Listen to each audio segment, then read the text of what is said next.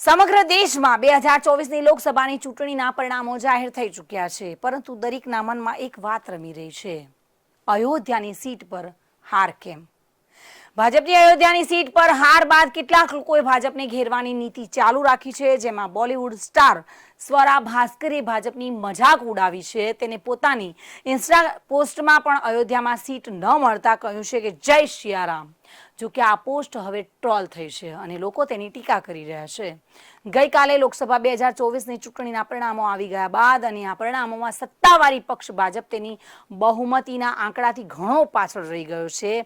એનડીએના સમર્થનની ભાજપને 292 બેઠકો મળે છે. તે જ સમયે ભાજપે પોતાના દમ પર માત્ર 240 બેઠકો જીતી છે.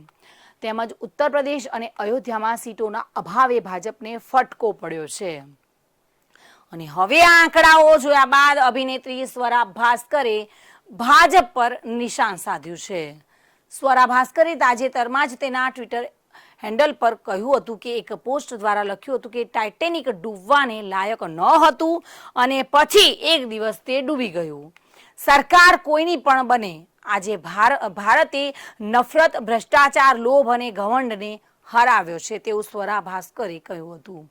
આ સાથે સ્વરા ભાસ્કર પણ તેના ઇન્સ્ટા આઈડી પર સતત એક્ટિવ છે અને સતત બીજેપીને ટોણો મારતી જોવા મળે છે. તેને જય સિયારામના નારા લખ્યા છે. જોકે તાજેતરમાં સ્વરા ભાસ્કરે તેની ઇન્સ્ટા સ્ટોરી પર કેટલીક પોસ્ટ શેર કરી છે અને તે તેના પર પ્રતિક્રિયા આપતી જોવા મળે છે. સ્વરાએ એક પોસ્ટ શેર કરી કે જેમાં લખ્યું છે, જ્યાંથી તેઓએ રામ મંદિર બનાવ્યું હતું ત્યાંથી બીજેપીએ સીટ ગુમાવી છે. સ્વરાએ આ પોસ્ટ પર કોમેન્ટ કરતા લખ્યું છે કે જય સિયારામ. અયોધ્યામાં બીજેપીની હાર બાદ તેણે બીજી પોસ્ટ જે શેર કરી છે તે સાચું છે કે ભગવાનનું અસ્તિત્વ છે. સ્વરા ભાસ્કર એવું લખી રહી છે કે સાચું છે કે ભગવાનનું અસ્તિત્વ છે.